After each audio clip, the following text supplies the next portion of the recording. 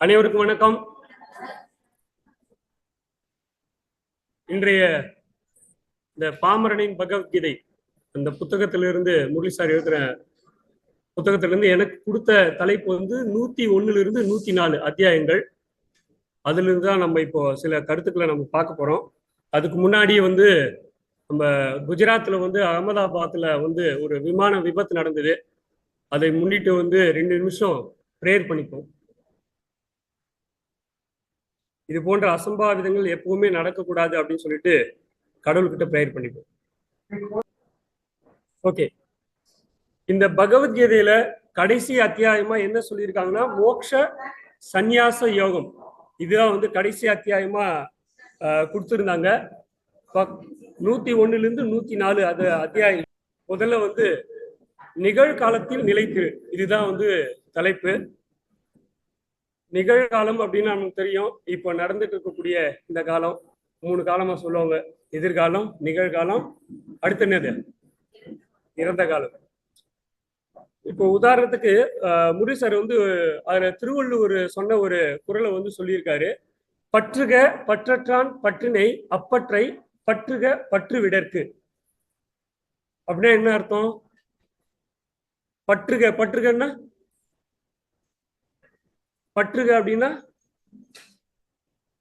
பற்றுகன்னா பிடிச்சுக்கிறது, சரிங்களா? அதாவது பற்றற்றான் பற்றினை, பற்றற்றான்னா யாரு? யாரு அதாவது எந்த இது மேலுமே விருப்பமே இல்லாதவங்க அப்படின்றவங்க யாரு?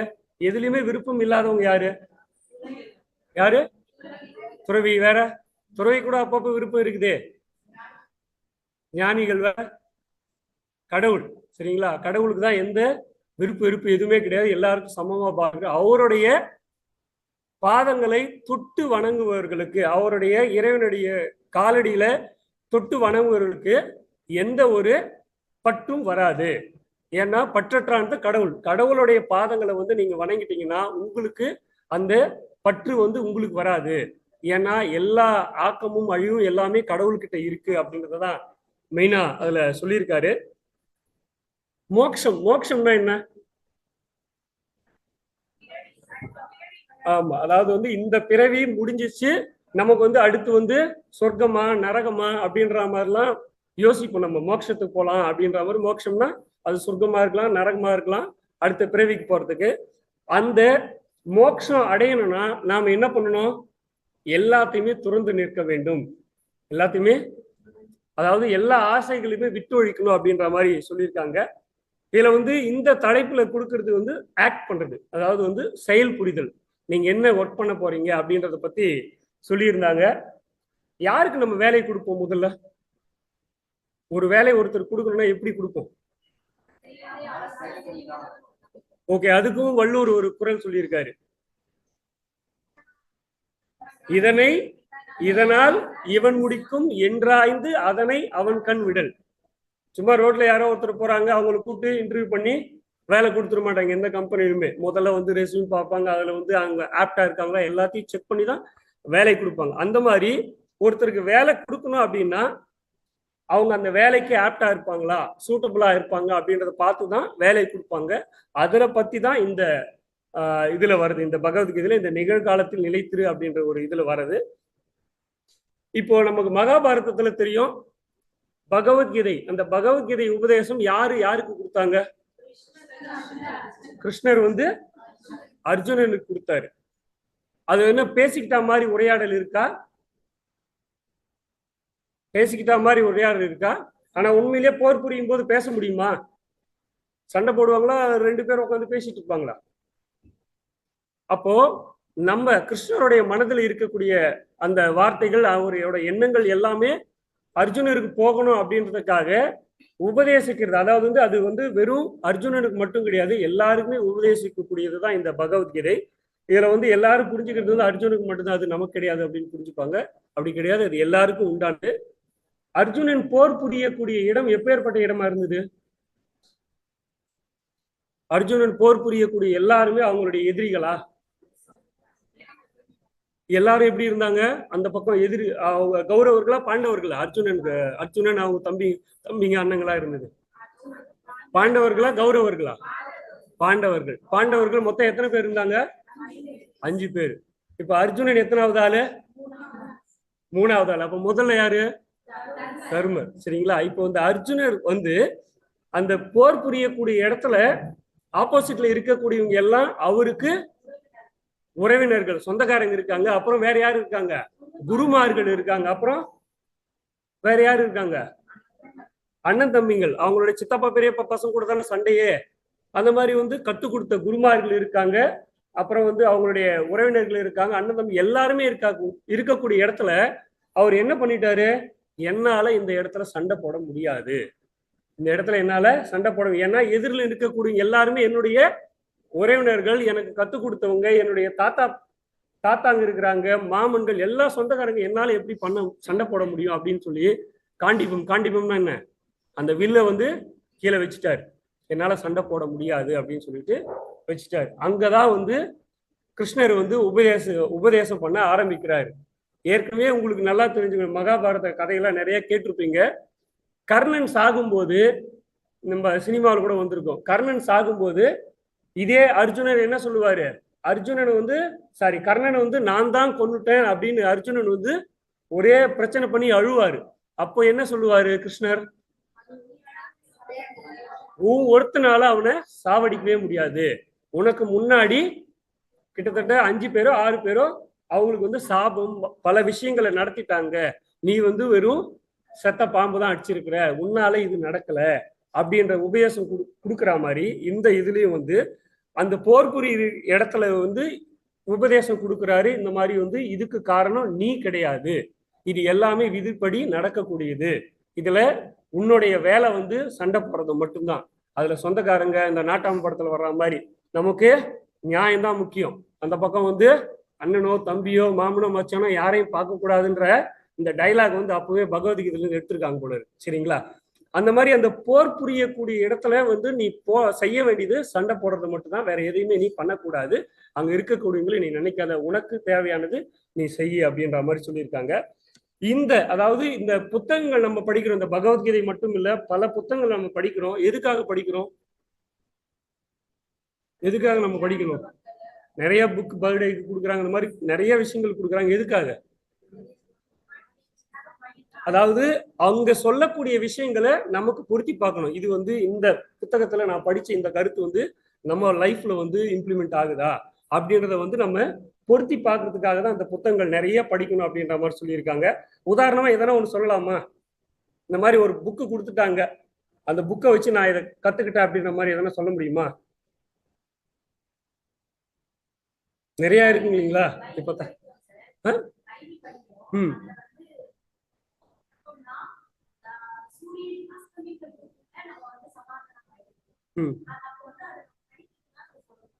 Okay, very good. அதே மாதிரி வந்து இந்த துறவு தியாகம், இதுக்கு என்ன வேறுபாடு? துறவுன்னா என்ன, தியாகம்னா என்ன? துறவுன்னா எல்லாத்தையும் வந்து துறந்துருது. அதாவது எனக்கு எதுவுமே வேண்டாம், இது எந்த பொருளுமே என்னுடையது கிடையாது. தானம் தவம், தானமும் தவமும் இந்த ரெண்டுத்தையும் வந்து விட்டுறாதீங்க. மீது எல்லாத்தையும் துறந்தா கூட இந்த ரெண்டுத்தையும் துறக்க கூடாதுன்னு சில பேர் சொல்லுவாங்க. அந்த தானமும் தவமும் கூட சில பேர் என்ன பண்றாங்க, துறந்துடுறாங்க. சரிங்களா? அதாவது எனக்கு எதுவுமே வேண்டாம், என்னுடைய வாழ்க்கையில அடுத்த வேலைக்கு துறவிங்க அப்படித்தானே பண்ணணும். துறவிங்களுடைய முக்கியமான கொள்கை என்ன? அடுத்த வேலை சாப்பாடே என்ன பண்ணணும்? பிச்சை எடுத்துதான் சாப்பிடணும். அவங்களுக்குன்னு எதுவுமே வச்சுக்க கூடாது. சரிங்களா? அந்த மாதிரி இருக்கக்கூடிய துறவைகளுக்கும் தியாகம் அப்படின்றதுக்கு, அதாவது விட்டு கொடுப்பது. ரெண்டாவது விஷயம், இந்த தியாகம் அப்படின்றதுல எந்த பலன் எனக்கு கிடைக்கும், இதனால நான் இந்த வேலையை செஞ்சேன் அப்படின்னா அதுக்கு பேரு தியாகம் கிடையாது. எனக்கு நான் இந்த வேலை செஞ்சேன், எனக்கு இந்த பலன் கிடைச்சது அப்படின்னா அதுக்கு பேரு தியாகம் கிடையாது. எந்த ஒரு எதிர்பார்ப்பும் இல்லாம செய்யறதுக்கு பேர் தான் தியாகம். உதாரணத்துக்கு நிறைய பேருடைய வாழ்க்கையை சொல்லலாம். சுதந்திர போராட்ட வீரர்கள் நிறைய பேருடைய வாழ்க்கை, அதெல்லாம் என்ன சொல்லுவாங்க, அதுக்குதான் அவங்கள பேர் என்ன சொல்றாங்க, தியாகிகள் சொல்றாங்க. அவங்க வந்து நம்மளுடைய பேரை வந்து அடுத்த வந்து தலைமுறையில அரசியல்வாதி ஆக போறான், இல்ல வந்து பிரதமர் ஆக போறான், ஏதோ ஒரு பதவிக்கு வரப்போறான் அப்படின்னு சொல்லிட்டு அவங்க வந்து காந்தி பின்னாடியோ நேரு பின்னாடியோ போகல. எல்லாம் வந்து அந்த தலைவர்கள் சொல்றத ஒரு விஷயத்தை வச்சு அவங்களோட ஈர்க்கப்பட்டு அதன் மூலமா போனாங்க. எனக்கு இந்த பதவி வேணும், இந்தியா சுதந்திரம் அடைஞ்சதுக்கு அப்புறம் நான் வந்து பிரதமர் ஆயிடுவேன், முதலமைச்சர் ஆயிடுவேன், கவுன்சிலர் ஆயிடுவேன் அப்படின்னு சொல்லிட்டு யாரும் போகல. அதை நினைச்சு நிறைய பேர் வந்து வெள்ளையர்களை எதிர்த்தும் போராட. அப்போ அதுக்கு பேர் தான் தியாகம். அவங்களதான் தியாகிகள் சொல்லுவாங்க. நமக்கு எந்த ஒரு பிரதிபலனும் கிடைக்காத அளவுக்கு இருக்கக்கூடியதுக்கு பேர் தான் தியாகம் அப்படின்னு சொல்றாங்க. இந்த துறவிகள் அப்படின்றதுலயும் இந்த தியாகம் அப்படின்றதுலயும் ஒரு உதாரணமா ஒரு மகாபாரத கதையிலே சொல்லுவாங்க. மகாபாரத போர் நடந்து முடிஞ்சுன்னா ஈவினிங் எத்தனை மணிக்குள்ள ஸ்டாப் பண்ணிடுவாங்க போற? சூரிய அஸ்தமனான போரை வந்து ஸ்டாப் பண்ணிடுவாங்க. அதுக்கப்புறம் என்ன பண்ணுவாங்க? மறுநாள் சண்டை போடுவாங்க. அடிப்பட்டவங்களுக்கு அதுக்கெல்லாம் வந்து டீமா வச்சிருப்பாங்க. மெடிக்கல் டீம் தனித்தனியா வச்சிருப்பாங்க. அதுக்கப்புறம் குதிரைகள் இருக்குது. குதிரைகளுக்கு வந்து அடுத்த நாள் சாப்பாடு போடணும் இல்லைங்களா? அடுத்த நாள் சண்டை போடணும்னா அதுக்கு பசியோட போய் சண்டை போடுமா? இவங்களும் சாப்பிடணும், குதிரைகள் சாப்பிடணும், அவங்களுக்கு எல்லாம் இடத்த கிளீன் பண்ணணும், எல்லாமே இருக்கும். இது எல்லாமே என்ன பண்ணுவாங்க, அந்த போர் புரிய அரசர்கள் வந்து தனித்தனியா பிரிச்சு வச்சிருவாங்க. நீங்க எல்லாம் சண்டை போடுங்க, நீங்க எல்லாம் வந்து ஹெல்ப் பண்ணுங்க, நீங்க குதிரைக்கு அடிப்பட்டதுன்னா பாருங்க, நீங்க யானைக்கு அடிப்பட்டது தனித்தனியா வச்சிருவாங்க.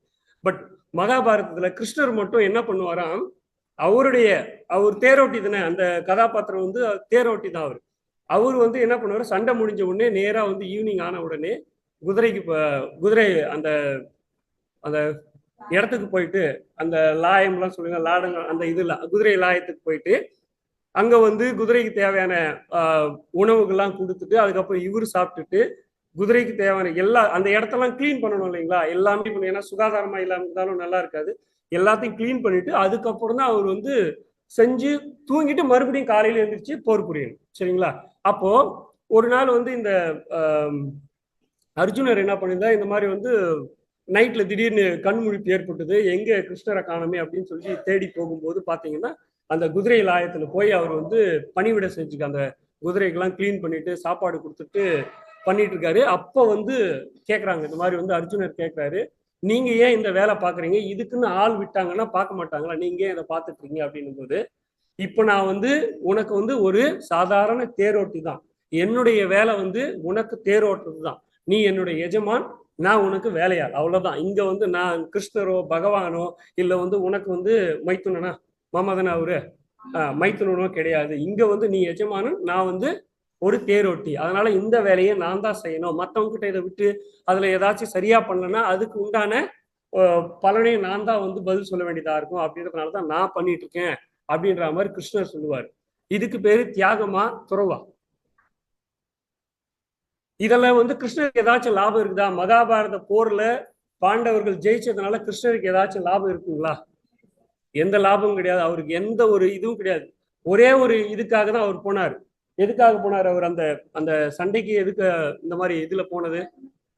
தர்மம். அந்த தர்மம்ன்ற ஒரே நிலைநாட்டணுன்ற ஒரே காரணத்துக்காக தான் அவர் போனாரே தவிர வேற எந்த இதுவும் கிடையாது. இதுக்கு பேர் தான் தியாகம் அப்படின்னு சொல்லுவாங்க.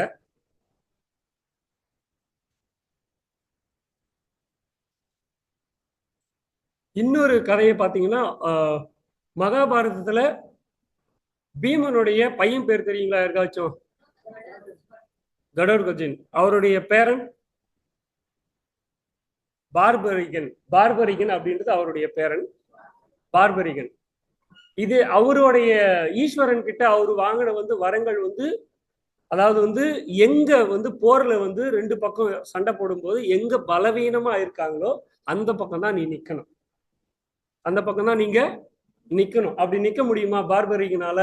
அது சாத்தியமா? ஒரு பக்கம் போனா இந்த பக்கம் பலவீனம் ஆயிடும், மறுபடியும் என்ன பண்ணணும் அவரு? இந்த பக்கம் வந்து சண்டை போடணும், மறுபடியும் இந்த பக்கம் சண்டை போடும். போர் முடியுமா? 18 நாள் போர் வந்து 10 வருஷம் 10 லட்சம் வருஷம் கூட ஆகலாம். சரிங்களா? அப்போ என்ன ஆகுது? அப்போ கிருஷ்ணர் என்ன பண்ணாரு, ஒரு கேள்வி கேட்டாரு, இந்த மாதிரி நீ வந்து மகாபாரத போர்ல நீ வந்து யாரு கூட போற அப்படின்னும் போது ஆஸ் யூஸ்வலா அவரு தாத்தா பக்கம் தான் போவார், பீமன் பக்கம் தான் போவாரு, பாண்டவர்களை பக்கம் தான் போவார். அப்படி போகும்போது என்ன ஆகும்? உனக்கு என்ன வரம் கொடுத்துருக்காங்க? பலவீனமானவங்க பக்கம் தான் நீ நிக்கணும்னு வரம் கொடுத்துருக்காங்க. அப்ப என்ன ஆகும்? நீ இந்த பக்கம் சண்டை போடும்போது அந்த பக்கம் பலவீனமாகும், மறுபடியும் நீ அந்த பக்கம் போவ, அப்புறம் இந்த பக்கம் போவ. அதனால நீ போர் புரிய வரக்கூடாது அப்படின்னு சொல்லிட்டாரு. நான் போர் புரியணும்னு எனக்கு ஆசை, என்ன வரக்கூடாதுன்னு சொன்னீங்கன்னா என்ன பண்றது? நான் போர் புரிஞ்சே ஆகணுமே, நான் சிவபெருமான் கிட்ட வரம் வாங்கியிருக்கேன், இந்த போர்ல நான் கலந்துப்பேன்னு சொல்லிட்டு அப்படின்னும் போது, அப்போ கிருஷ்ணர் என்ன பண்ணாரு, உன் தலையை நீ வெட்டி, அதாவது நீ செத்துரு, அப்பதான் வந்து இந்த போர்ல வந்து ஏதாச்சும் ஒரு முடிவு வரும், இல்லைன்னா முடிவே வராது அப்படின்னும் போது கிருஷ்ணருக்காக அவர் என்ன பண்ணார், தன்னுடைய தலையை வெட்டிட்டார். தலையை வெட்டி அவர் ஒரு ஒரு ஆசையும் சொல்லியிருந்தார், அதாவது இந்த மகாபாரத போர் நடக்கக்கூடிய விதத்தை நடக்கக்கூடியதை நாம் பார்க்கணும் அப்படின்னும் போது ஒரு மலை மலை மேல உச்சியில போயிட்டு அந்த பார்பரிகன் தலையை வந்து வச்சுட்டு, அங்க தலை கண்ணுக்கு மட்டும்தான் அங்க உயிர் இருக்கு, பார்க்கலாம், அவ்வளவுதான், வேற எதுவும் பண்ண முடியாது, அந்த உணர்ச்சியை மட்டும் கொடுத்துட்டாங்க. இதுக்கு பேர் என்ன சொல்லுவோம்? இதுக்கு பேர் என்ன சொல்லுவோம்? துறவும் சொல்லுவோமா, தியாகம் சொல்லுவோமா? தியாகம். எதுக்காக தியாகம் பண்ணாரு அவரு? முடிவே கிடையாது, எந்த போர்ல முடிவே வராது, அதாவது நல்லவங்க பக்கமும் போக முடியாது, கெட்டவங்க பக்கமும் போக முடியாதுன்ற ஒரு முடிவு வராதனால தன்னுடைய உயிரையே கொடுத்ததுக்கு பேரு இதுவும் தியாகம் அப்படின்னு சொல்லுவாங்க. இந்த மாதிரி நிறைய வந்து தியாகங்களை பத்தி பார்த்துருந்தோம். அடுத்து வந்து இங்க வந்து நம்ம முக்கியமான டாபிக்ல வந்து செயல்பாடுகள், வேலை. நம்மளுடைய முக்கியமான இந்த பகவத்கீதையில முதல் தலைப்பா சொல்றது வேலை. சுவாமி விவேகானந்தா அவங்களுக்கு தெரியும், நிறைய பேர் பார்த்துருப்பீங்க. சுவாமி விவேகானந்தா அவருடைய நிறைய ஸ்பீச் வந்து நம்மளும் போய் கேட்டிருப்போம். கூட்டம் எக்கச்சக்கமா வரும். சென்னைக்கு அந்த மாதிரி இருந்ததுன்னா முரளி சார் கூட்டு போயிடுவாரு. அங்க வந்து பாத்தீங்கன்னா அவரு வந்து ஒரு விஷயத்த சொல்றாரு, ஒரு எம்ப்ளாயி அப்படின்னா ஒரு வாலண்டியர். எம்ப்ளாயிக்கும் வாலண்டியருக்கு என்ன வித்தியாசம்? எம்ப்ளாயின்னா சம்பளம் மட்டும்தானா? எம்ப்ளாய்க்கு, சேவாலய எம்ப்ளாய்க்கு வேற என்ன கொடுக்குறாங்க? சம்பளம் மட்டும் தான் கொடுக்குறாங்களா? சலுகைகள் கொடுக்குறாங்க. என்னென்ன கொடுக்குறாங்க? ஒரு எம்ப்ளாயி நம்ம வந்துட்டோம் அப்படின்னாக்க என்னென்ன கொடுக்குறாங்க? முதல்ல இன்டர்வியூ பண்ணணும், ஹெச்ஆர் வழியாக இன்டர்வியூ பண்ணுவாங்க. அவங்க அந்த இதுக்கு கேண்டிடேட் வந்து சூட்டபிளா இருக்குதா அப்படின்னு பார்ப்பாங்க. அப்புறம் கோல்ட் ஷீட் கொடுப்பாங்க, ஜேடி கொடுப்பாங்க. அப்புறம் ஜாயின் பண்ணதுக்கு அப்புறம் 1 மந்த்ல, ஒரு மாசத்துல என்ன பண்ணுவாங்க, உங்க வேலை எப்படி போகுது, உங்களுக்கு எதனா பிரச்சனை இருக்குதா அப்படின்னு சொல்லிட்டு 1 மந்த் இன்டர்வியூ கொடுப்பாங்க. அதுக்கப்புறம் 1 இயர் கன்ஃபர்மேஷன் கொடுப்பாங்க. 1 இயர் கன்ஃபர்மேஷனுக்கு அப்புறம் அவங்களுக்கு என்ன கொடுப்பாங்க? இன்க்ரிமெண்ட் கொடுக்குறாங்க, அப்புறம் போனஸ் கொடுக்குறாங்க, அப்புறம் சில்வர் காயின் தர்றாங்க, பர்த்டே புக் தர்றாங்க. இதெல்லாம் வந்து 1 இயருக்கு முன்னாடியே கிடைக்கும், சரிங்களா? இந்த சில்வர் காயின், பர்த்டே புக் இதெல்லாம் 1 இயருக்கு முன்னாடி, பர்த்டேக்கு எப்பவுமே வந்தாலும் அடுத்த நாளைக்கு பர்த்டேனால கொடுத்துருவாங்க. இந்த மாதிரி நிறைய சலுகைகள் கொடுக்குறாங்க எம்ப்ளாயிஸ்க்கு. வாலண்டியர் அப்படின்னா எம்ப்ளாய்க்கு இதெல்லாம் கொடுக்குறோம். வாலண்டியருக்கு பெஸ்ட் வாலண்டியர் அவார்டு தர்றாங்க. வேற என்ன தர்றாங்க? வாலண்டியருக்கு கோல்ட் ஷீட் கொடுக்குறோமா, ஜேடி கொடுக்குறோமா? எப்படி சூஸ் பண்றோம் இப்போ வாலண்டியரை? ஆமா, வெப்சைட்ல பாக்குறாங்க, சேவைகள் செய்யணும்னு சேவாளர் விருப்பம் இருந்தா வந்து பாக்குறாங்க. அப்புறம் வந்து நம்ம வந்து என்ன, நமக்கு என்ன அவங்க கிட்ட என்ன திறமை இருக்குதோ அதுக்கேற்ற மாதிரி நம்ம அலோகேட் பண்ணி விட்டுறோம். பட் எம்ப்ளாய்க்கும் வாலண்டியருக்கும் நிறைய வித்தியாசங்கள் இருக்குது. நம்மளுடைய இந்த இதுல என்ன சொல்றாரு அப்படின்னா, ஓம்காரானந்தா அவர் என்ன சொல்றாருன்னா, ஒரு வாலண்டியரும் எம்ப்ளாயி மாதிரி தான் ஒர்க் பண்ணணும். ஒரு வாலண்டியரும் எம்ப்ளாயி மாதிரி தான் ஒர்க் பண்ணணும். சலுகைகளை எதிர்பார்த்து ஒர்க் பண்ணக்கூடாது. நான் வந்து ஒரு தன்னார்வமா நான் வந்து இங்க எடுத்து வேலை செய்யறேன் அப்படின்னா, ஒரு எம்ப்ளாய்க்கு என்னென்னலாம் சலுகைகள் இருக்குதோ அதை நீ எதிர்பார்க்க கூடாது, சரிங்களா? அந்த வாலண்டியர் அப்படின்றவரு, தன்னார்வ தொண்டர் அப்படின்றவரு எந்தவித சலுகையும் எதிர்பார்க்காம, சேவாலயம் மட்டும் இல்லை எங்க இருந்தாலும் அவர் வந்து தன்னுடைய கடமையை செய்யறதுக்கு பேரு தான் தியாகம். எந்தவித எதிர்பார்ப்பும் இருக்கக்கூடாது அப்படின்றதான் வந்து வாலண்டியரா இருக்கணும் அப்படின்றத சொல்லியிருக்காரு. இதுக்கு உதாரணமா ராமகிருஷ்ண மடம். ராமகிருஷ்ண மடத்துல பாத்தீங்கன்னா வந்து நான் ஒரு நாள் வாலண்டியர் பண்றேன், 2 நாள் வாலண்டியர் பண்றேன், 1 வருஷம் வாலண்டியர் பண்றேன் அப்படின்னா கூட அங்க வந்து நாமினேஷன் இருக்கும். அங்க வந்து நிறைய வந்து ஃபார்ம்ஸ் வச்சிருப்பாங்க. வாலண்டியர்னா நான் நேரா போய் வாலண்டியர் பண்ண முடியாது, சரி? அங்க வந்து சில கிரைட்டீரியா வச்சிருக்கிறாங்க.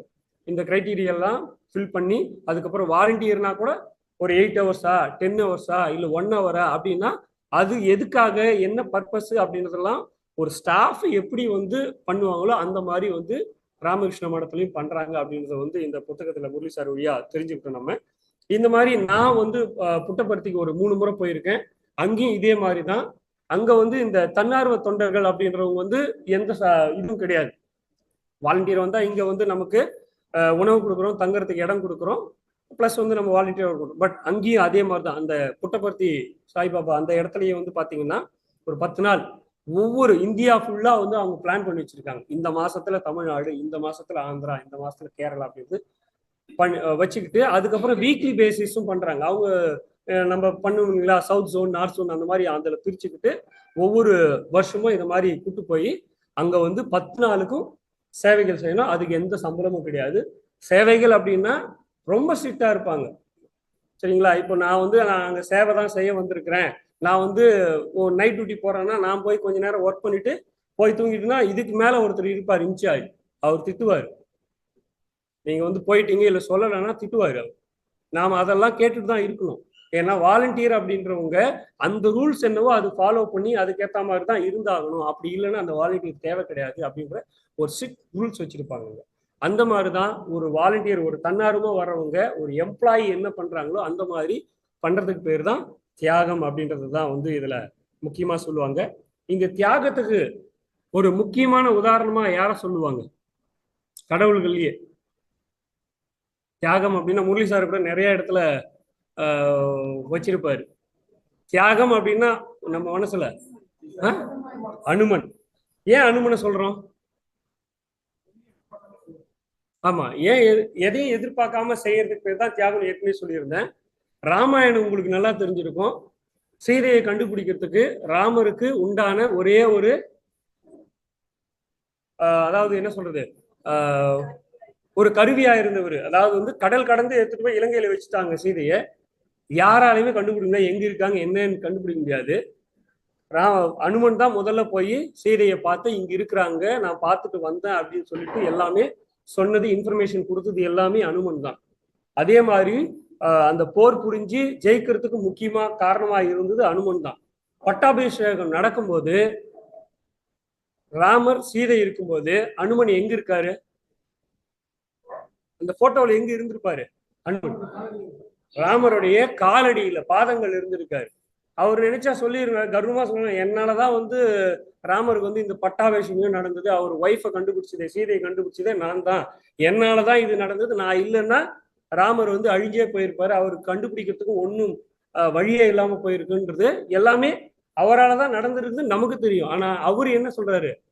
இது எதுவுமே எனக்கு சம்மந்தமே கிடையாது, நான் வந்து ஒரு தியாகமா இருந்து தியாகியா இருந்து தான் செஞ்சிருக்கேன் அப்படின்றதுதான் வந்து இதுல சொல்றாங்க. அதுக்கு தான் உதாரணமா வந்து அனுமனை சொல்லுவாங்க.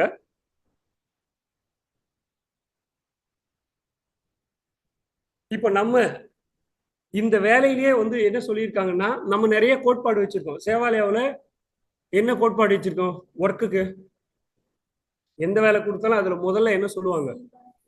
செய்வன திருந்த செய்.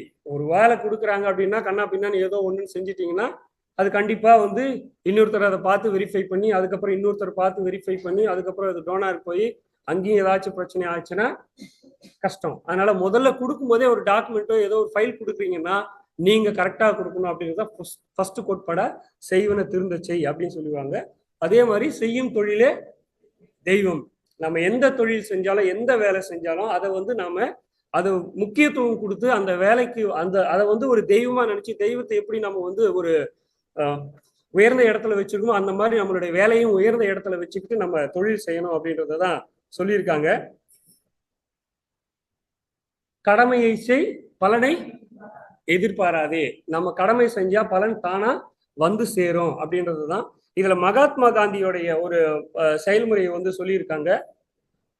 வழிமுறை தான் முக்கியம், முடிவு இல்லை. ஒரு வேலை நம்ம செய்யறோம் அப்படின்னா வழிமுறை தான் முக்கியம், முடிவு முக்கியம் இல்லை. முடிவு கண்டிப்பா என்ன ஆகும்? வழிமுறை கரெக்டா இருந்ததுன்னா முடிவு கரெக்டா இருக்கும். மேக்ஸ் டீச்சர் நிறைய பேர் தெரிஞ்சிருக்கும். கரெக்டா ஃபார்முலா போட்டு கொண்டு போனா முடிவு என்ன ஆகும்? சரியா வந்துடும், ஆன்சர் கரெக்டா வந்துடும். இல்லைன்னா என்ன ஆகும்? எங்கோ வழிமுறையில தான் தப்பா இருக்கும், அதனாலதான் வந்து ஆன்சர் தப்பா வந்தது. சரிங்களா? அந்த மாதிரி வந்து வழிமுறையை வந்து கரெக்டா எடுத்துக்கிட்டீங்கன்னா கண்டிப்பா சரியான முடிவு இருக்கும் அப்படின்றத சொல்லியிருக்காங்க. அதே மாதிரி வந்து கவனத்தோட செயல்படணும். ஒரு வேலை கொடுத்துட்டாங்கன்னா கண்ணா பின்னான்னு செய்யாம அந்த கவனமா இந்த வேலையை எனக்கு கொடுத்துருக்காங்க, இந்த வேலையை வந்து நான் கரெக்டா செய்யணும், இதுல எந்த மிஸ்டேக்கும் வரக்கூடாது அப்படின்றத ஒரு கவனமா செஞ்சோம் அப்படின்னா கண்டிப்பா வெற்றி நிச்சயம். அதே மாதிரி வந்து நம்மளுக்கு வந்து பாராட்டு கிடைக்கும், இந்த வேலையை நம்ம செஞ்சுட்டாக்கா இவங்க புகழ்வாங்க, அவங்க வந்து ஓஹோ சொல்லுவாங்க, இன்க்ரிமெண்ட் கிடைக்கும், நல்ல போனஸ் கிடைக்கும். இந்த மாதிரி விஷயமா நம்ம ஒரு வேலையை செய்ய ஆரம்பிச்சோம்னா கண்டிப்பா நமக்கு வந்து அவுட்புட் கம்மியா தான் இருக்கும். ஏன்னா எந்தவித எதிர்பாராமல் செய்யக்கூடிய வேலைகள் தான் வந்து சிறப்பான வேலையா இருக்க முடியும் அப்படின்றத சொல்லியிருக்காங்க. இதுக்கு உதாரணமா திரு மயில்சாமி அண்ணாதுரை உங்களுக்கு தெரிஞ்சிருக்கும், நம்ம சேவாலயாகவும் வந்திருக்காங்க. சந்திராயன் திட்டத்துல அவர் வந்து இயக்குனராக இருந்தாரு. முதல் முறை தோல்வி அடையும் போது அப்பா போச்சு தோல்வி அடைஞ்சிட்டோம் அப்படின்னு சொல்லிட்டு 2வது முறை அவர் செய்யாம விட்டுட்டாங்களா? கண்டிப்பா வந்து எல்லாருமே வந்து ஏளனம் பண்ணுவாங்க, பேசுவாங்க, இந்த மாதிரி வந்து சரியா பண்ணல அப்படின்னு எல்லாருமே சொல்லுவாங்க. ஏன்னா அது என்ன ரூபாய் 2 ரூபாயில செய்யற திட்டமா அது? பல கோடி ரூபாய் இன்வெஸ்ட். ஆனா 2வது முறை இவ்வளவு கோடி கணக்குல பண்ணது வந்து செலவு பண்ணது வந்து தோல்வி அடைஞ்சிச்சு அப்படின்னு சொல்லிட்டு அதை விட்டுலையே. 2வது முறை அந்த தோல்வி எதுக்காக என்ன நடந்ததுன்றத வந்து சரி பண்ணி 2வது முறை பண்ணும்போது வெற்றிகரமா செயல்பட்டது. அதை வந்து எல்லாருமே உலகமே போட்டுனாங்க. அந்த மாதிரி வந்து தோல்விகள் இருந்தாலும் நம்ம அதை வந்து ஒரு படிக்கட்டா எடுத்துட்டு செய்யணும் அப்படின்றது தான் வந்து முதல் தலைப்புல சொல்லியிருந்தாங்க. 2வது தலைப்புல பாத்தீங்கன்னா வேலை செய்யறது யாரு? இப்ப முதல்ல வந்து நம்ம சொன்னது வந்து வேலையை பத்தி சொல்லியிருந்தாங்க, கடமையை பத்தி சொல்லியிருந்தாங்க. 2வதுல வேலை செய்யறது யாரு? ஒரு வேலை செய்யறோம்னா மொத்தம் 5 விஷயங்கள் நமக்கு வேணும். என்னென்ன விஷயம்? ஒரு வேலை செய்யணும்னா நாலேஜ் வேணும், அப்புறம் தேவையான கருவிகள் வேணும், பொருட்கள் வேணும், அப்புறம் கவனம், எந்த வேலையா இருந்தாலும் கவனம் வேணும். வேற விருப்பம் வேணும், விருப்பம் இல்லைன்னா வேலை ஒன்றும் பண்ண முடியாது. அடுத்து திட்டமிடல் வேணும். அடுத்து யாருக்கிட்ட அந்த வேலையை கொடுக்கணும் தேவை இல்லையா? அது முக்கியம் இல்லையா? எல்லா வேலையும் எல்லார்ட்டையும் கொடுத்துட மாட்டாங்க. இந்த வேலை வந்து இவங்க செய்வாங்கன்னு சொல்லிட்டு தான் கொடுப்பாங்க. இப்போ உதாரணமா வந்து ஃபர்ஸ்ட் வந்து அதுலயே வந்து 5 படிகளா கொடுத்துருக்காங்க. ஃபர்ஸ்ட் வந்து இடம், சரிங்களா? Work place. ஒர்க் பிளேஸ் எந்த இடம் அப்படின்றத நம்ம பார்க்கணும். ஒரு வீடு கட்டுறோம் அப்படின்னாக்கா என்ன பண்ணணும்? நேரா போய் வீடு கட்டிடுவோமா? நம்ம ஃபர்ஸ்ட் என்ன பண்ணுவோம்? அந்த லேண்ட் பார்ப்போம். அந்த லேண்ட்ல என்ன பண்ணுவோம்? சாயில் டெஸ்ட் எடுப்போம். ஏன்னா நம்ம வந்து பெரிய ஒரு 30 மாடி அடுக்கு கட்டடம் கட்டணும்னா சாயில் டெஸ்ட் எடுக்காம நம்ம வீடு கட்ட முடியாது, சரிங்களா? ஏன்னா அந்த மண்ணுடைய தன்மை எப்படி இருக்குன்றதை நம்ம பார்க்கணும். அந்த மாதிரி வந்து ஃபர்ஸ்ட் இடம், அப்புறம் வேலை செய்யறவர். யாருக்கிட்ட அந்த வேலையை கொடுக்க போறோம்? அவர் திறமையானவரா, உண்மையானவரா, நேர்மையானவரா, அவருக்கு அந்த வேலை தெரியுமா? சில பேர்கிட்ட வேலையை கொடுத்ததுக்கு அப்புறம் தான் தெரியும், சரிங்களா, ஐயோ அவருக்கு அந்த வேலை வந்து சரியா கொடுத்துருக்க மாட்டோம், அவருக்கு அந்த வேலையை கொடுத்துருக்க வேண்டாமே அப்படின்ற மாதிரி யோசிப்போம். அதை நம்ம என்ன பண்ணணும்? முதல்லயே வந்து யாருக்கு அந்த வேலை கொடுக்கணும் அப்படின்றத வந்து திட்டமிட்டு வச்சிருக்கணும். சில பேர் என்ன பண்ணுவாங்க, எல்லாம் தெரிஞ்ச மாதிரி காட்டிப்பாங்க. அந்த வேலை எனக்கு கொடுக்கணும், இந்த வேலையை வந்து எனக்கு கொடுக்கணும் அப்படின்னா என்ன பண்ணுவாங்க? எல்லாம் எனக்கு தெரியும், எல்லாம் அப்படின்னு சொல்லிடுவாங்க. ஆனா வேலை செய்யும் போதுதான் தெரியும், ஏப்பா இந்த வேலை ஏன் அவருக்கு கொடுத்தோம் அப்படின்ற மாதிரி ஒரு கஷ்டம் வந்துடும். அந்த மாதிரி இருக்கக்கூடாது. 2வது வந்து அந்த வேலையில் வந்து உற்சாகம் இருக்கணும். வேலை செய்யறதுக்கு உற்சாகம் இருக்கணும், உத்வேகம் இருக்கணும். கண்டிப்பா இந்த வேலை கொடுத்தா நான் வந்து நல்லா பண்ணுவேன், அவுட்புட் நல்லா இருக்கும் அப்படின்ற உத்வேகத்தோட செய்யணும். 3வது மிஸ் சொன்ன மாதிரி கருவிகள், டூல்ஸ், சரிங்களா? சும்மா போயிட்டு வந்து அங்க பள்ளம் தோண்டு அப்படின்னு சொன்னா வெறும் கையிலேயே தோண்ட முடியும்? அதுக்கு தேவையான கருவிகள் கொடுக்கணும். அந்த கருவிகள் முக்கியம். அடுத்து வந்து நம்மளே நிறைய பேர் எஸ்ஓபி, எஸ்ஓபி கேள்விப்பட்டிருக்கீங்களா? கேள்விப்பட்டிருக்குமா? ஸ்டாண்டர்டைஸ் ஆஃப் ப்ரொசீஜர், சரிங்களா? அதாவது வந்து இந்த வேலை இப்படிதான் செய்யணும் அப்படின்றதுக்கு ஒரு ப்ரொசீஜர் வச்சிருப்பாங்க, சரிங்களா? இப்போ கம்ப்யூட்டர் நம்ம ஆஃப் பண்றோம் அப்படின்னா அதுக்கு ஒரு ப்ரொசீஜர் இருக்கும், ஆன் பண்றோம்னா அதுக்கு ஒரு ப்ரொசீஜர் இருக்கும். நேராக போய் வீட்டுக்கு டைம் ஆச்சுன்னு போய் எல்லா சுவிட்ச் ஆஃப் பண்ணிட்டு போயிட்டு அடுத்த நாள் என்ன ஆகும்? சிஸ்டம் ஆன் பண்ணும்போது போயிருக்கும், சரிங்களா? அதுக்கு ப்ரொசீஜர் இருக்கும். முதல்ல வந்து ஷட் டவுன் பண்ணணுவாங்க, ஷட் டவுன் பண்ற வரைக்கும் வெயிட் பண்ணணும். ஷட் டவுன் பண்ணிட்டு உடனே சுவிட்ச் ஆஃப் பண்ணாலும் போயிடும், சரிங்களா? அதே மாதிரி வந்து பென்ட்ரைவ் நம்ம சிபியூல போடுறோம் அப்படின்னா அதுக்கு என்ன பண்ணணும்? உடனே பிடிங்கலாமா, அதுக்கப்புறம் எஜெக்ட் கொடுக்கணும். அந்த மாதிரி ஒவ்வொன்றுத்துக்கும் ஒரு ப்ரொசீஜர் வச்சிருப்பாங்க. ப்ராசஸ் டாக்குமெண்டேஷன் அதுவும் சேவால வச்சிருக்கோம். ஒரு எம்ப்ளாயி வந்திருக்காங்க அப்படின்னா இதெல்லாம் தான் பண்ணணும் அப்படின்ற ஒரு ப்ராசஸ் டாக்குமெண்டேஷன் நம்ம கிட்ட இருக்கு. அடுத்து வந்து இது எல்லாமே இருக்கு எங்க கையில. வேலை செய்யறதுக்கு ஆள் இருக்குது, கருவி இருக்குது, வேலை செய்யற ஆள் யாருன்னு தெரிஞ்சாச்சு, எஸ்ஓபி கொடுத்தாச்சு, ப்ராசஸ் டாக்குமெண்ட் எல்லாமே கொடுத்தாச்சு. இன்னும் ஒண்ணு முக்கியமானதாச்சே, டைம் எல்லாம் கொடுக்கணும். டைம் கொடுக்காம செய்ய மாட்டாங்க. இன்னொன்னு யாரு? இயற்கை, கடவுள் ஒத்துழைக்கணும், இயற்கை ஒத்துழைக்கணும். விவசாயம் நம்ம பண்றோம் அப்படின்னா சரிங்களா, செடி வைக்கிற டைம் வந்து நல்லா வந்து மழையே வராத வெயில் காலத்தை வச்சா என்ன ஆகும்? வைக்க முடியுமா? வச்சாலும் வேஸ்ட் தான், காஞ்சி தான் போகும். அப்போ அந்த பருவத்தையே பயிர் செய் அப்படின்ற இடத்துல அந்த இயற்கையோடைய நாம வந்து அதையும் நம்ம தெரிஞ்சிருக்கணும். இந்த டைம்ல தான் இதை பண்ணணும் அப்படின்றத நம்ம தெரிஞ்சிருக்கணும் அப்படின்ற அந்த இயற்கை, இதுதான் வேலை செய்யறதோடைய படிநிலைகளா சொல்லியிருக்காங்க.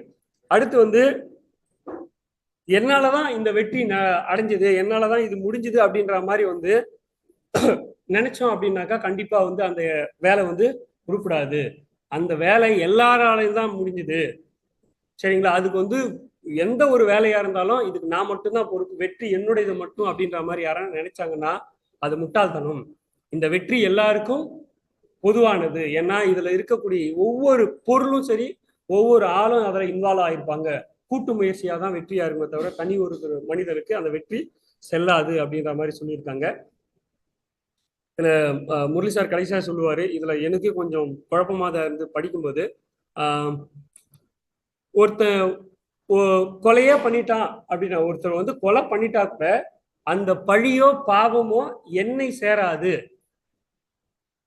அந்த பழியோ பாவமோ என்னை சேராது. ஏன்னா அந்த கொலையை நான் பண்ணா என்னுடைய சுயநலத்துக்காக நான் பண்ணல, நான் தன்னலம் கருதாம அந்த வேலையை செஞ்சிருந்தேன் அப்படின்னா அந்த கொலை வந்து என்ன சேராது அப்படின்னு சொல்லியிருக்காங்க. அதுல வந்து முக்கியமா எனக்கு கொஞ்சம் குழப்பமா தான் இருந்தது இதை படிக்கும்போது. ஏன் அப்படின்னு பாத்தீங்கன்னா, எல்லா ஆக்கமும் அழிவும் யார்கிட்ட இருக்கு? கடவுள்கிட்ட இருக்கு. நான் இதை வந்து கொலை பண்ணியிருக்கேன், அப்போ நான் கொலை பண்ணிட்டேன்பா, கடவுளுக்கு ஜெயில போடுங்க அப்படின்னு நான் சொல்ல முடியும்? என்ன சொல்லியிருக்காங்க? அந்த அதிகாரம் வந்து மனிதனுக்கு கிடையவே கிடையாது. அகிம்சை வழியில் தான் நீங்க போகணும். சரியா, உங்களுக்கு அந்த கொலை பண்ற உரிமை கிடையாதுன்றதுனாலதான் வந்து இந்த கொலைப்பழி உன்னை சேராதுன்றது வந்து சொல்லியிருக்காங்க. சரிங்களா, புரியுதுங்களா உங்களுக்கு நான் சொல்றது? ஒருத்தருக்கு ஒரு கொலை பண்ணிட்டாங்கன்னா தன்னலம் கருதாம கொலை பண்ணாலும் அந்த கொலைப்பழி உன்னை சேராது.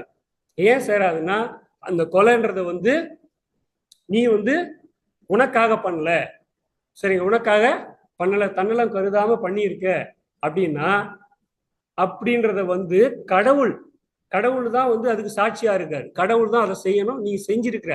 ஆனா அந்த பாவம் உன்னை சேராது, கடவுளை தான் சேரும். அதனால நீ பாவம் பண்ணாத, அது கடவுள் பார்த்து பாரு, அதனால நீ யாரையும் அழிக்காத அப்படின்றதான் உதாரணமா சொன்னதா நான் புரிஞ்சுக்கிட்டேன். சொன்னது எதனா புரிஞ்சுதுங்களா? சரி, ஓகே. அதே மாதிரி வந்து நான் அப்படின்ற எண்ணம் இருக்கவே கூடாது. நான் தான் இந்த வேலைக்கு வந்து செஞ்சேன், இது என்னாலதான் நடந்தது அப்படின்றது இருந்ததுன்னா அது வேலைக்கு ஆகாது அப்படின்னு சொல்லியிருக்காங்க. மூணாவது வந்து மூவகை அறிவு. இது கொஞ்சம் இந்த படையப்பா படத்துல வர்ற மாதிரி சாத்வீகம் அந்த மாதிரிலாம் போகும். சுயராஜ்யம், நமக்கு தெரியும். சுயராஜ்யம்னா என்ன? நம்மை நாமே ஆட்சி செய்வது. நம்ம பிரிட்டிஷ்காரங்க கிட்ட இருந்தோம், வெள்ளைக்காரங்க கிட்ட கேட்டோம், சுயராஜ்யம் எங்களுக்கு வேணும், நாங்களே எங்களை ஆட்சி செஞ்சுக்கிறோம் அப்படின்னும் போது சில பேர் என்ன பண்ணாங்க, வெள்ளைக்காரங்களே என்ன பண்ணாங்க, அதுக்கு அப்ஜெக்ட் பண்ணாங்க. ஏன்? உங்களுக்கு அதெல்லாம் தெரியாது, உங்களுக்கு அதெல்லாம் தெரியாது, உங்களுக்கு சுதந்திரம் கொடுத்தா நீங்க என்ன பண்ணுவீங்க, ஒருத்தர் சண்டை போட்டு அடிச்சுப்பீங்க, உங்களுக்கு அதை பத்தியே தெரியாது அப்படின்ற போது மகாத்மா காந்தி என்ன பண்ணாரு, முதல்ல சுயராஜ்யம்னா என்ன அப்படின்றத பத்தி எல்லாரும் சொல்லணும். நம்ம நாமே ஆட்சி செய்யணும்னா நம்மளுடைய நாட்டுடைய பெருமைகளை சொல்லணும், நம்ம நாட்டோடைய இருக்கக்கூடிய ஞானிகளுடைய விஷயங்கள் பிளஸ் வந்து வானசாஸ்திரம், நம்ம நாட்டுடைய பெருமைகள் மொத்தத்தையும் நம்ம வந்து சொல்லணும். நம்ம மக்களுக்கு நம்ம தெரியப்படுத்தணும், நமக்கு ஒரு வேலை சுதந்திரம் கிடைச்சா என்ன பண்ணுவோம் அப்படின்ற ஒரு பிளான் நம்ம கிட்ட இருக்கணும். சும்மா வேலைக்காரங்கிட்ட போய் நம்ம சண்டை போட்டு எனக்கு சுதந்திரம் வேணும் சுதந்திரம் வேணும்னு சொன்னா அவங்க வந்து இப்படிதான் சொல்லுவாங்க, உங்களால என்ன பண்ண முடியும், சுதந்திரம் வாங்கிட்டு நீங்க என்ன பண்ண போறீங்க அப்படிதான் கேட்பாங்க. அப்படின்றதுனால நாம என்ன பண்ணணும், நம்ம நாட்டுடைய பெருமைகளை நம்ம சொல்லணும், அதுக்கு உண்டான ஆட்களை தயார் பண்ணணும்.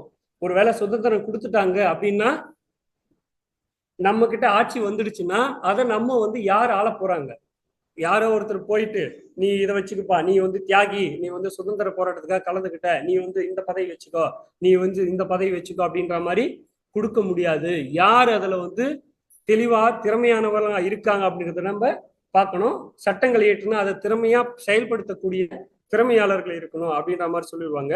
அதுல வந்து 3 வகையான அறிவுகள், அறிவோட 3 குணங்களை சொல்லியிருக்காங்க. முதல்ல வந்து சத்வ அறிவு. சத்வ அறிவு அப்படின்றது என்ன சொல்றாங்கன்னா, ஒன்றே குலம் ஒருவனே தேவன். அதாவது வந்து எந்த வேலையை யார் செஞ்சாலும் அதனுடைய பலன் வந்து எல்லாருக்கும் பொதுவானது. சரிங்களா? அப்படின்றத பத்தியும், நாம எந்த வேலையை செஞ்சாலும் அதனால பலன் வந்து எல்லாருக்கும் கிடைக்கும் அப்படின்ற குணங்கள் இருக்கக்கூடியவங்க சத்துவ அறிவு படைத்தவர்கள். சரிங்களா? புரியுதுங்களா? அதாவது நான் ஒரு வேலை செய்யறேன் அப்படின்னா அது எல்லாருக்கும் பலன் அடையணும் அப்படின்றதுக்காக நான் வேலை செய்யறேன் அப்படின்னா அவங்களுடைய அறிவுக்கு பேரு சத்துவ அறிவு. ரெண்டாவது வந்து ராஜச அறிவு. ராஜச அறிவுனா சுயநலம். இந்த வேலை செஞ்சா எனக்கு நன்மை கிடைக்கும், அதன் மாதிரி செய்யறவங்க எல்லாம் ராஜச அறிவு அப்படின்னு சொல்லுவாங்க. அவங்க மட்டும்தான் பயனடைவாங்க. மூணாவது அறிவு இருக்கக்கூடியவங்க சோம்பேறிங்க. தமச அறிவு, அதாவது வந்து அவங்க வேலையே செய்ய மாட்டாங்க. முதல்ல இருக்கக்கூடியவங்க வேலை செய்யறவங்க சத்துவ அறிவில் இருக்கக்கூடியவங்க எல்லாருக்கும் பலன் போய் சேரணும் அப்படின்றத நினைச்சு செய்யறவங்க. ஜாதியோ மதமோ இனமோ மொழியோ எதையும் எல்லாத்தையும் கடந்து இருக்கக்கூடியவங்க சத்துவ அறிவு படைத்தவர்கள். ரெண்டாவது ராஜச அறிவு படைத்தவர்கள் சுயநலமா இருப்பாங்க, எனக்கு மட்டும் அது கிடைச்சா போதுன்றது. மூணாவது இருக்கக்கூடியவங்க தமச அறிவு, அவங்க வந்து பண்றது வந்து சோம்பேறிங்க, அவனும் செய்ய மாட்டான் அடுத்தவனையும் செய்ய விட மாட்டான். அந்த மாதிரி இருக்கக்கூடிய யாருக்கும் பிரயோஜனம் இல்லாத அறிவு படைத்தவர்கள் தான் வந்து அறிவே இல்லாதவங்க, அவங்க தான் தமச அறிவு அப்படின்ற மாதிரி சொல்லியிருக்காங்க. நாலாவது சார் புரியுதுங்களா? சரி, நாலாவது பாயிண்டா கொடுத்துருக்குது என்ன, அத்தியாயமா கொடுத்துருக்குது என்னன்னா மூவகை தொழில் முறை. நமக்கு பல வேலைகள் இருக்கும். இது மூணாவது பாயிண்டோடைய ஒரு கண்டினியூ தான் வரும். சாத்வீக தொழில்முறை, ராஜச தொழில்முறை, அடுத்து வந்து தமச தொழில்முறை. இதே மாதிரிதான் தொழில்முறை பத்தி பார்க்கணும்னா ஒன்றே செய், நன்றே செய், இன்றே செய். இன்னைக்கு நான் இந்த வேலை செய்யறேன், சரிங்களா, இதனுடைய பலனை வந்து நான் நாளைக்கு என்ன கிடைக்கும் அப்படின்றது நான் எதிர்பார்க்கல. சரிங்களா? இல்ல வந்து முன்னாடி இதெல்லாம் நடந்துச்சு ஐயோ அப்படின்னு நான் பயப்படவும் இல்லை, எதிர்காலத்தை பத்தி கவலையும் இல்லை அப்படின்ற இருக்கக்கூடியவங்க தான் சாத்வீக தொழில் முறையில் இருக்கக்கூடியவங்க. அதாவது வந்து இன்னைக்கு நான் செய்யறேன், இந்த வேலை கரெக்டா இருக்கும், இது சரியா போகும் அப்படின்றது டெய்லி பேசிஸ்ல கரெக்டா ஒர்க் பண்றவங்களுக்கு பேர் தான் இந்த சாத்வீக தொழில் முறையில இருக்கக்கூடியவங்க. ஏன்னா இன்னைக்கு நான் நல்லா செஞ்சேன்னா கண்டிப்பா நாளைக்கும் நான் நல்லா செய்வேன்ற நம்பிக்கை எனக்கு வரும். அதனுடைய கண்டினியூ தான் நாளைக்கு வரும். நாளைக்கு நான் நல்லா செஞ்சேன்னா அடுத்த நாளும் அது சரியா போகும் அப்படின்றது டெய்லி வந்து நீங்க நல்லா செஞ்சீங்கன்னா அதுக்கு பேரு சாத்வீக தொழில்முறை. ரெண்டாவது ராஜச தொழில்முறை. இது ரெண்டாவது அதே மாதிரிதான், காலையில ராஜச தொழில்முறை ராஜச அறிவு மாதிரிதான், சுயநலமா யோசிக்கிறது. என்னுடைய தொழில் எனக்கு லாபம் வரணும், எனக்கு அதனுடைய பலன் கிடைக்கணும் அப்படின்ற இதுல இருக்கக்கூடியவங்க ராஜச தொழில்முறை, பலனை எதிர்பார்த்து செய்யக்கூடியவங்க. மூணாவது தமச தொழில்முறை. தமச தொழில்முறைன்றவங்க வந்து ஒண்ணுமே செய்ய மாட்டாங்க, எந்த வேலையுமே செய்யாத சோம்பேறிகள், இல்லைன்னா தவறான வேலையில செய்யக்கூடியவங்க, தீவிரவாதிகள், அந்த மாதிரி தவறான வேலையில போறவங்க. இப்போ உதாரணத்துக்கு பகல்காம் அல்ல தீவிரவாதிகள் தாக்குதல் நடத்தினாங்க, அதுல யாருக்கு நன்மை? யாரோ ஒருத்தர் ஆர்டர் போடுறாங்க, இவங்க வந்து சுடுறாங்க, அவ்வளவுதான். அவனுக்கும் நன்மை கிடையாது, யாருக்கும் நன்மை கிடையாது. யாரோ ஒருத்தர் செய்யறாங்க சொல்றாங்க, அதை இவன் செய்யறான். அந்த மாதிரி வந்து புத்தி இல்லாதவர்கள் செய்யக்கூடிய அந்த இதுக்கு பேர் தான் தமச தொழில்முறை அப்படின்னு சொல்லுவாங்க. கடைசியா வந்து தொழில் பக்தி. ஒரு தொழில் நம்ம செய்யறோம் அப்படின்னா அது வந்து பக்தியோட இருக்கணும். அந்த தொழிலை வந்து பக்தி இல்லாம ஏனோ தானோ செஞ்சா கண்டிப்பா வந்து அந்த தொழில் வந்து உருப்படாது, சரியா இருக்காது அப்படின்றது வந்து. ஒரு பஸ் டிரைவர் வந்து இருக்காரு, பஸ் நல்லா ஓட்டுவார், திறமையானவர்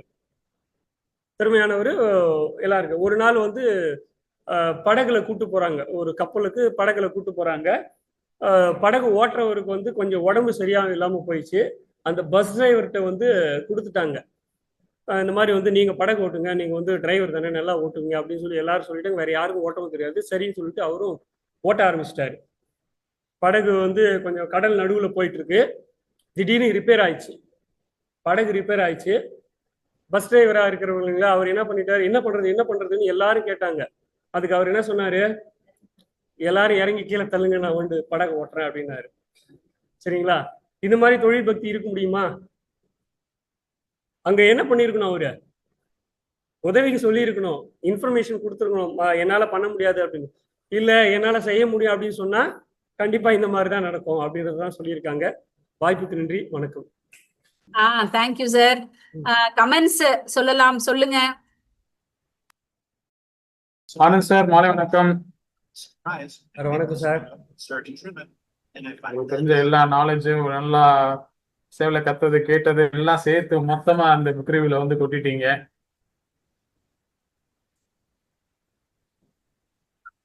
புக்கு புக்கு வந்து இப்போ அவங்க முரளி சார் எழுதின அளவுக்கு அந்த ஆழமான இதுல போய் பண்றதுக்கான உங்களுக்கு டைம் கிடைக்கலன்னு நினைக்கிறேன். பட் எனிவே அதை ஒரு மாதிரி மேலோட்டமா கவர் பண்ணி அதுக்கு வந்து நம்மளோட நடைமுறை வாழ்க்கையிலேருந்தே நிறைய சேவல நடைமுறையிலேருந்து நிறைய விஷயங்களை கொஞ்சம் அதுக்கு எக்ஸாம்ல சொல்லி பண்ணி முடிச்சிட்டீங்க. Thank you Anand. Thank you sir. Next comment சொல்லுங்கப்பா. ஆன்லைன்ல இருக்கவங்க, சிட்டி ஆஃபீஸ்ல இருக்கவங்க கமெண்ட் சொல்லலாம்.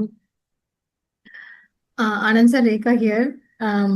நல்லா பண்ணீங்க சார். ரொம்ப நல்லா இருந்தது. நிறைய கரண்ட் அஃபேர்ஸ் எல்லாமே கனெக்ட் பண்ணி அதை வந்து எக்ஸ்பீரியன்ஸாகவும் சொன்னீங்க. எனக்கு வந்து அந்த சுயராஜ்யம் அது சொன்னது பிடிச்சிருந்தது. அதுக்கப்புறம் சார் சொல்ற அந்த அனுமானோட சேவை சேவை செய்வர்களுக்கு சேவகன்னான்னு சொல்லிட்டு சொல்லுவார் யூஸ்வலா. ஸோ அதாவது கடமையை செய் பலனை எதிர்பார்க்காதே அப்படின்ற மாதிரி அதுவும் நல்லா ஸ்டோரி சொல்லி எக்ஸ்பிளைன் பண்ணியிருந்தீங்க. Thank you sir.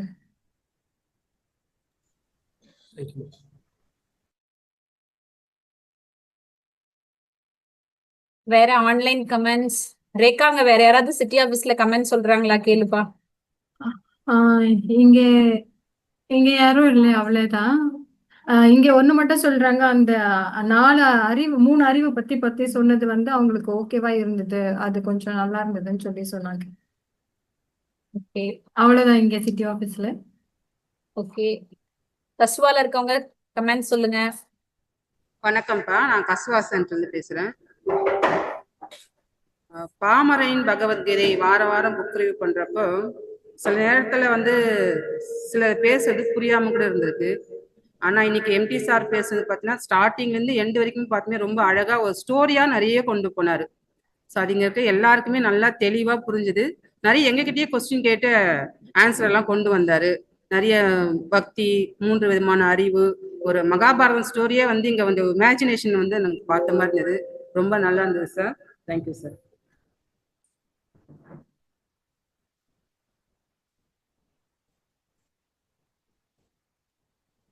வேற கமெண்ட்ஸ்?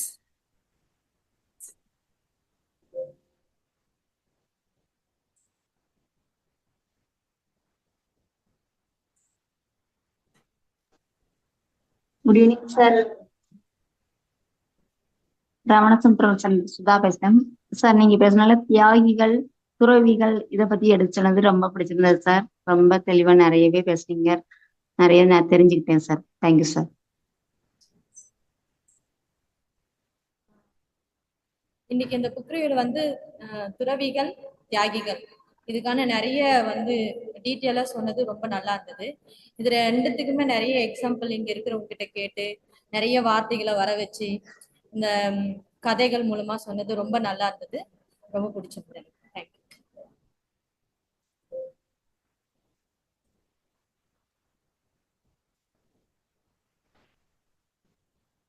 வேற யாராவது உங்களோட கமெண்ட் சொல்றீங்களா?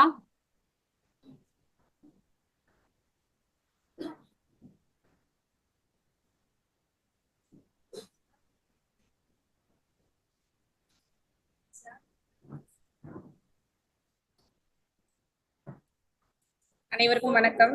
என்னோட பேர் அரசாணி. நான் இப்போ சார் பேசுனதுலேருந்து நான் என்ன கற்றுக்கிறேன்னா, அவர் பேசுனது ஸ்டார்டிங்லேருந்து எண்டு வரைக்கும் ஒரு ஃப்ளோவாக பேசினார். நல்லா இருந்துச்சு. நிறைய எக்ஸாம்பிள் சொன்னார். துறவிக்கும் தியாகத்துக்கும் ஒரு நிறைய வந்து எக்ஸாம்பிள் சொன்ன விஷயம் நல்லா இருந்துச்சு. அது மட்டும் இல்லை, நிறைய நம்ம ஒரு எம்ப்ளாயினா என்னென்ன பண்புகள்லாம் இருக்கணும், நம்ம சேவலையில் என்னென்ன பண்புகள்லாம் ஃபாலோ பண்ணுறோம், ஸோ எல்லாமே சொன்ன விதம் ஒரு புக் ரிவ்யூ மாதிரி இல்லை, நார்மலாக ஒரு எம்ப்ளாய்க்கு என்னென்ன தெரியணும் அப்படின்ற விஷயம்லாம் சொன்ன மாதிரி இருந்துச்சு. ரொம்ப நன்றி சார். தேங்க்யூ.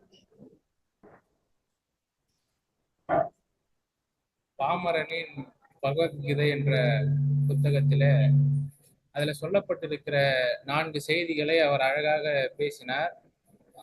இதில் ரொம்ப பிடிச்ச ஒரு விஷயம்னா, நீங்க செய்கின்ற வேலையை பக்தியோடு செய்யுங்கள் என்று அவர் சொன்னது அந்த விதம். அதாவது நீங்கள் எல்லோரும் பக்தியோடு செய்ய வேண்டும் என்று சொல்லிவிட்டு அதற்கு பக்தியே இல்லாத ஒரு உதாரணத்தை அவர் சொன்னார். பக்தி இல்லாதவன் செய்கின்ற ஒரு செயலை செய்வது போல அவர் சொன்னார். அவர் சொல்லிய விதத்திலே நாம் அறிந்து கொள்ள வேண்டிய செய்தி, நாம் எந்த ஒரு செய்தியை சொன்னாலும் இல்லை எந்த ஒரு வேலையை செய்தாலும் அதனை நாம் எந்த தெய்வத்தை பார்க்கிறவர்களாக இருக்கலாம், இல்லை வழிபடுகிறவர்களாக இருக்கலாம், அவர் நான் செய்கின்ற செயலை பார்த்து கொண்டிருக்கிறார் என்று நாம் செய்தாலே அந்த செயலிலே நாம் நிச்சயமாக வெற்றி அடைந்து விடலாம். இதை யாரும் பார்க்கவில்லை என்பது போதுதான் நாம் என்ன செய்கிறோம் என்று சொன்னால் சில தவறுகளை செய்து விடுகிறோம். தேவனோ இல்லை சாமியோ யாரோ ஒருவர் என்னை பார்த்து கொண்டே இருக்கிறார் என்று நாம் எப்போது மனதிலே நினைக்கிறோமோ அப்போது நாம் செய்கின்ற வேலையில என்ன ஏற்படாது என்று சொன்னால் எந்தவித தவறுகளும் ஏற்படாது என்பதை நான் அறிந்து கொண்டேன். நீங்களும் அதை அறிந்து கொள்ளுங்கள். வாழ்த்துக்கள். நன்றி, வணக்கம். தேங்க்யூ எழிலரசன். தூய தமிழ்ல அழகா பேசிட்டீங்க. வேற யாராவது கமெண்ட்ஸ் இருக்கா? சொல்லுங்க.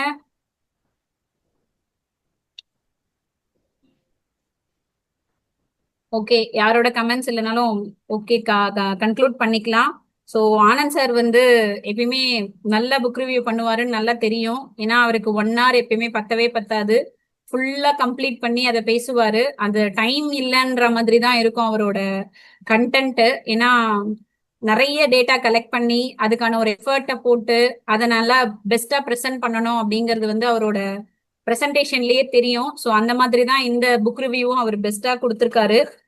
ஸோ நல்ல எக்ஸ்பிளனேஷன், நிறைய ஸ்டோரிஸோட நிறைய விஷயங்களை அவர் ஷேர் பண்ணியிருக்கிறாரு. எம்ப்ளாயியோட இம்பார்ட்டன்ஸ், அப்புறம் வாலண்டியர், ஸோ அவங்களோட அந்த ஒர்க் ஃப்ளோ, அதுக்கப்புறம் இந்த SOP இதை பத்தி பேசியிருக்கிறது, 3 types ஆஃப் இந்த நாலேஜை பத்தி சொல்லியிருக்கிறது, தொழில் முறையை பத்தி பேசினது, எல்லா விஷயமுமே நிறைய கதைகளோட சேர்த்து சொன்னது ரொம்ப அற்புதமா இருந்தது.